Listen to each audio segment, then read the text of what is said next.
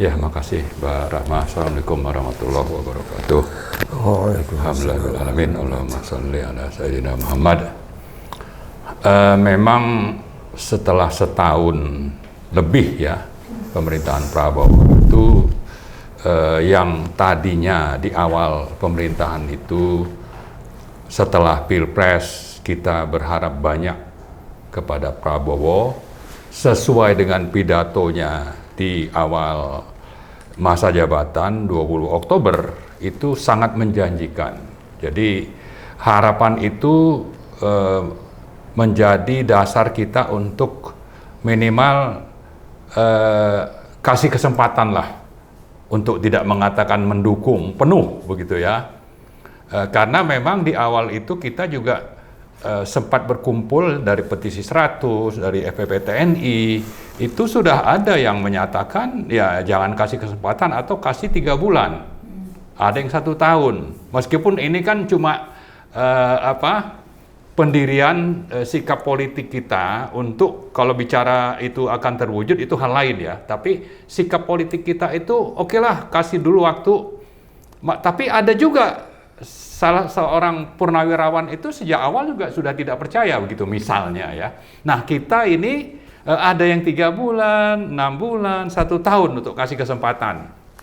Nah akhirnya setelah lebih dari 12 bulan kita bisa menyikapi bahwa pemerintah ini memang tidak layak untuk diteruskan. Sudah ada suara-suara yang menyatakan perlunya reformasi jilid 2 misalnya. Kalau diingat dulu reformasi 98 itu kan bulan Mei. Nah ini menuju ke Mei 2026 bisa saja ada proses untuk terjadinya reformasi jilid 2. Tapi terlepas dari itu semua, memang kenapa terjadi penurunan dukungan atau sikap politik terhadap Pak Prabowo karena itu tergambar atau terdorong dari bagaimana kebijakan dan agenda kemudian program-program Pak Prabowo itu selama ini. Tapi sekarang ini kayaknya udah puncaknya deh Bang Marwan. Ya, jadi karena itu saya ingin mengatakan bahwa kalau ada yang menyatakan dia ini sebagai presiden omon-omon, ya mungkin itu sangat benar gitu ya. Ada benarnya lah. Ini bukan hanya omong-omong. Bayangkan ya Bang Marwan, kita akan mengirimkan 8.000 pasukan ke Gaza untuk melucuti Hamas. Ya, itu nggak kebayang gitu Pak. Iya, kalau itu sih saya kira kita sudah sangat jelas menyatakan ya dari sekalian kalangan umat Islam sih sebetulnya menolak itu untuk segera keluar dari BOP.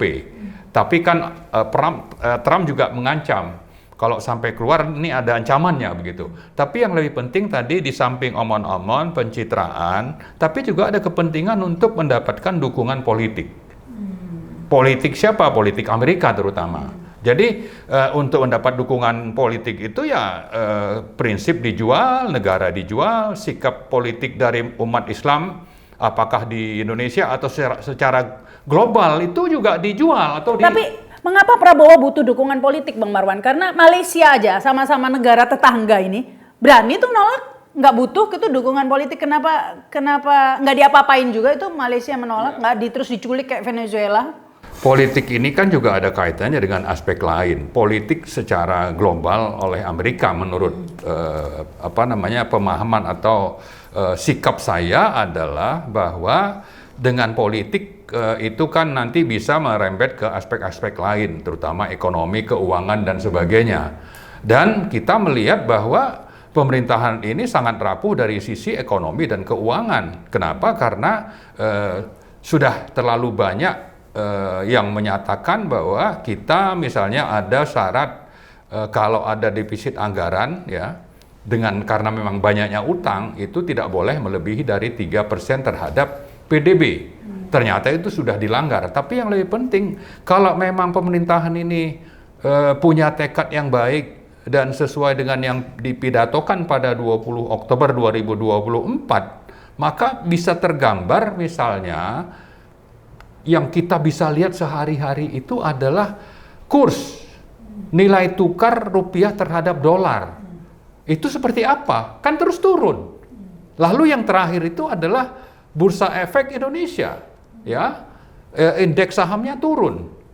Belum lagi kalau kita bicara tentang lapangan kerja atau pertumbuhan ekonomi itu kalau dilihat lebih detail ternyata itu juga lebih banyak yang meningkat itu adalah korporasi, bukan masyarakat secara rata-rata atau mayoritas di lapangan. Jadi yang dikatakan pertumbuhan itu tidak berkualitas sebetulnya karena tidak dirasakan oleh seluruh rakyat. Karena rakyat yang miskin itu masih sangat banyak, kemudian lapangan kerja juga itu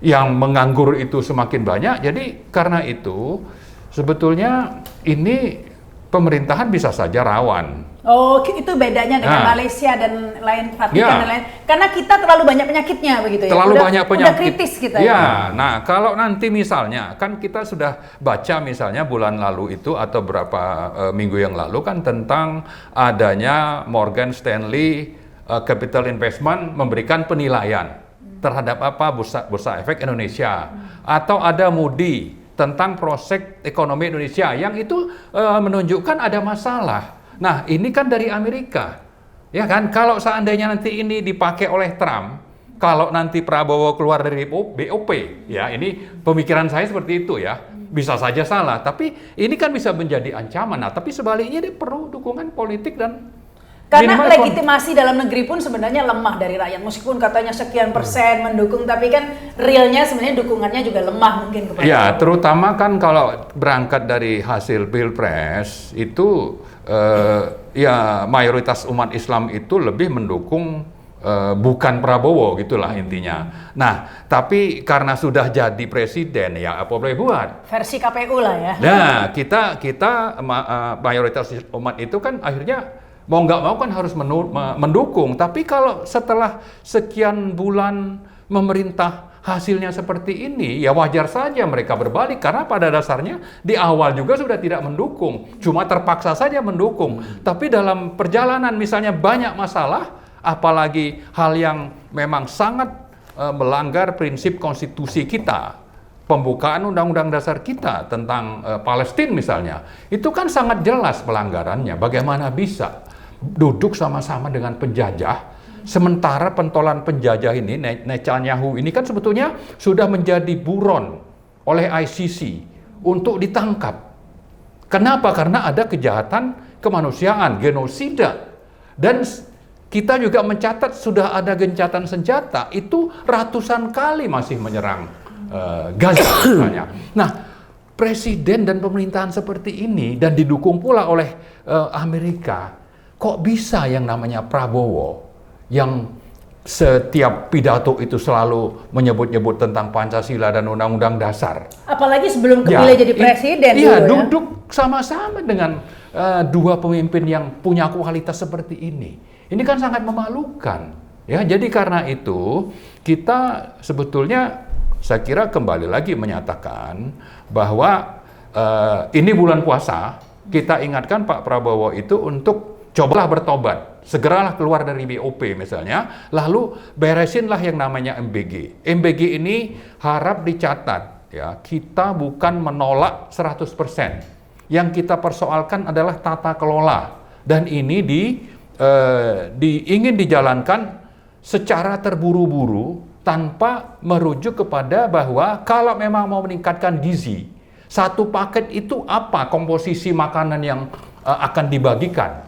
Ya, barusan saya dapat gambar video juga ya tentang gambarnya itu ada satu roti ya yang mungkin harganya cuma 2.000 misalnya, ada satu kotak susu, kemudian telur sama satu pisang. Ini 15.000 seperti apa nih 15.000 ini sangat. Susunya itu kadang-kadang susu kental manis. Padahal susu kental manis itu bukan susu. Iya, artinya ini kan masalah. Belum lagi tadi kita bicara bahwa ini program pemerintah ini memang sangat dipromosikan oleh Prabowo, tapi di balik itu sebetulnya tersimpan ada prospek terjadinya KKN.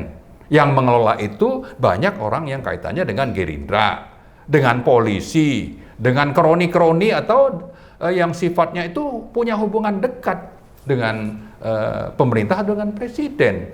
Jadi prospek KKN-nya juga besar. Jadi orang mengkritik itu.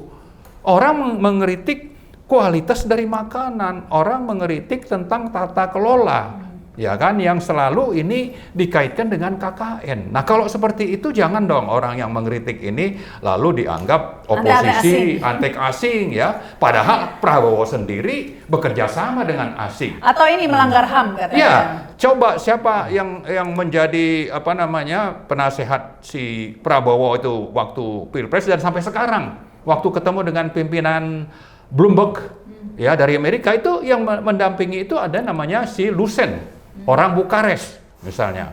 Atau dia merubah peraturan tentang hutan ya. Itu di Waikambas Lampung. Untuk apa? Untuk memberikan kesempatan kepada Karen Brook. Karen Brook ini dari dulu memang adalah lobis pemerintah. Itu dekat dengan lobis pemerintah dari Amerika dan dengan pimpinan di kita ini.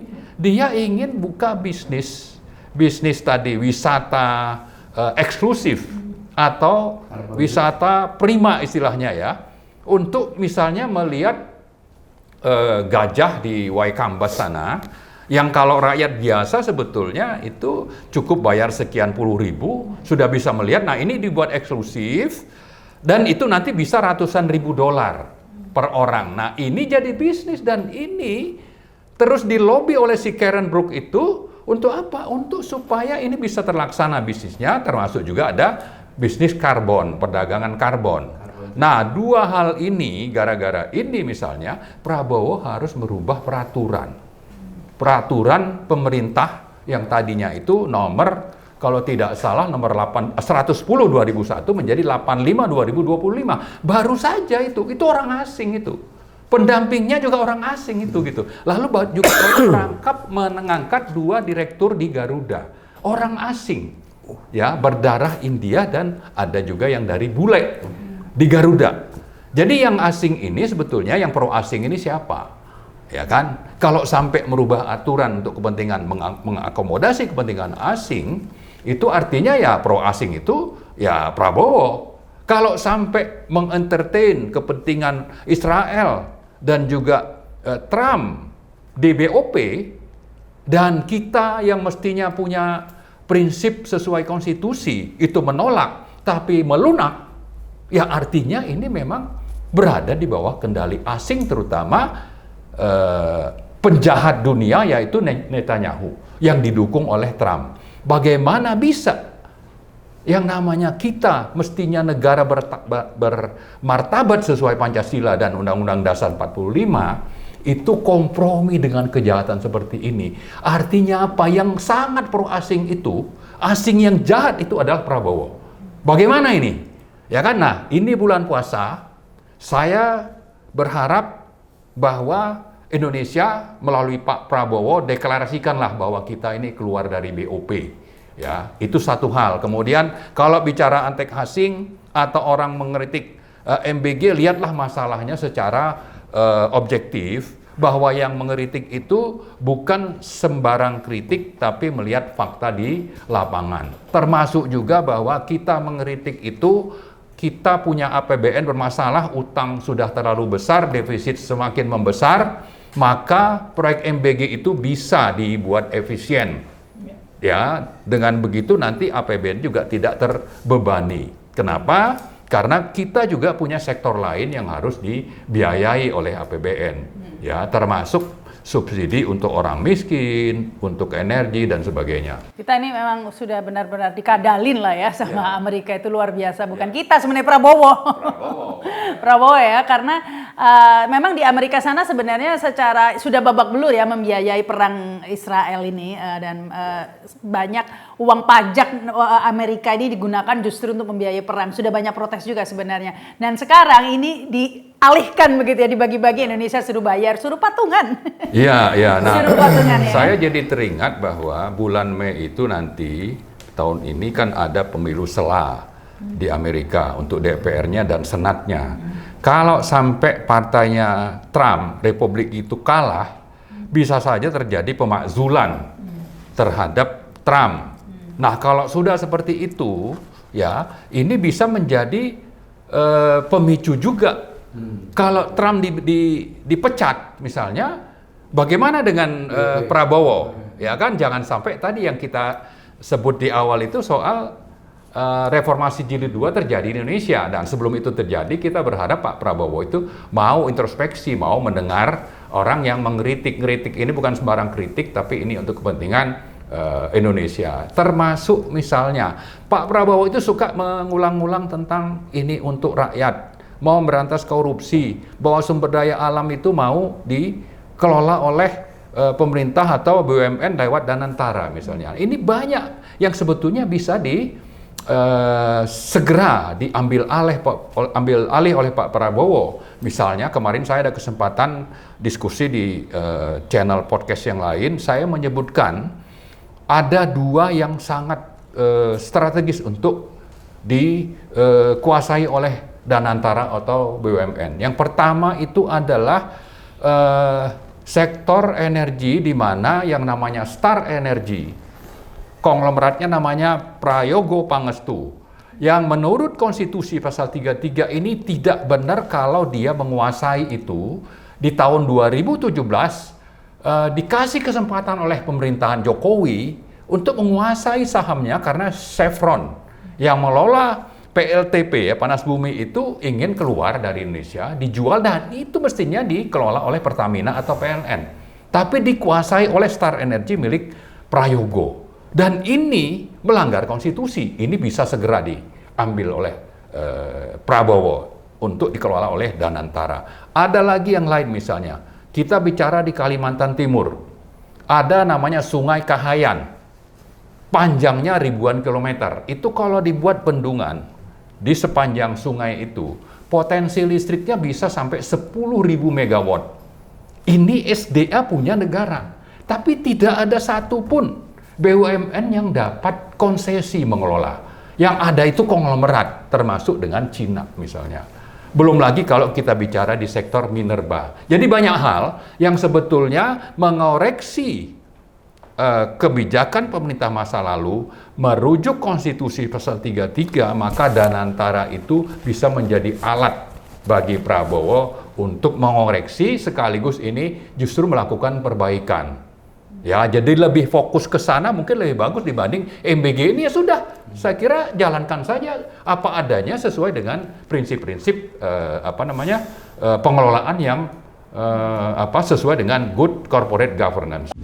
Ya, saya kira kita mengingatkan Pak Prabowo bahwa faktanya dia melakukan banyak kebijakan, membuat aturan, program, dan sebagainya. Itu ujungnya adalah bagaimana kekuasaan itu disentralisasi di tangannya. Jadi hampir semua aspek kehidupan kita ini, ekonomi, politik, hukum, dan sebagainya itu ingin digenggam oleh Prabowo dengan berbagai perangkat, termasuk bagaimana polisi tetap dilindungi, dan aturannya malah ada Perpol yang terbit beberapa bulan yang lalu itu kan sebetulnya sudah diprotes rakyat tapi dibiarkan oleh Prabowo. Kapolri sudah dituntut untuk dipecat tapi tetap dilindungi, malah dikasih tanda penghargaan. Kemudian juga bagaimana TNI itu dikerahkan hampir di semua lini kehidupan. Artinya ini adalah upaya Prabowo untuk memusatkan kekuasaan di seluruh aspek kehidupan masyarakat untuk ada di tangannya. Dan ini saya yakin lebih kepada nanti kepentingan bagaimana di 2029 itu dia tetap berkuasa. Nah, hal yang kedua yang kita perhatikan adalah bagaimana politiknya ini motifnya tadi tetap kekuasaan, tapi di sisi lain misalnya mengorbankan kepentingan rakyat, termasuk juga orang-orang yang ada di kabinet pimpinan partainya. Itu bisa saja ada yang memang diiming-iming, tapi ada juga yang diancam. Kalau tidak mau mendukung pemerintahannya, bisa saja itu dikriminalisasi. Jadi politik yang kotor ini juga sekaligus dijalankan oleh Prabowo. Nah, karena itu yang hal ketiga saya kira kita tidak mau ini nanti ujungnya negara jadi kacau, rakyat jadi berantakan ya kehidupannya. Maka dengan segala kerendahan hati kita minta Pak Prabowo itu untuk bertobat, melakukan perbaikan dan konsisten dengan apa yang selama ini dipidatokan. Jangan cuma omon-omon, karena Pak Prabowo itu kalau sudah bicara rakyat itu katanya ada yang mensurvei 70 kali pidato itu menyebut nama rakyat itu sekitar 650-an kali. Kemudian kalau bicara korupsi itu lebih dari 100 kali. Bicara soal antek asing itu juga cukup banyak, mungkin 140-an kali. Kemudian juga bicara MBG. Nah, ini semua sebetulnya bisa menggambarkan siapa Prabowo dari pidato itu, yang ujungnya kita menilai ini lebih banyak omon-omonnya dibanding hal yang benar, yang jujur, yang diungkap. Saya kira itu. Terima kasih.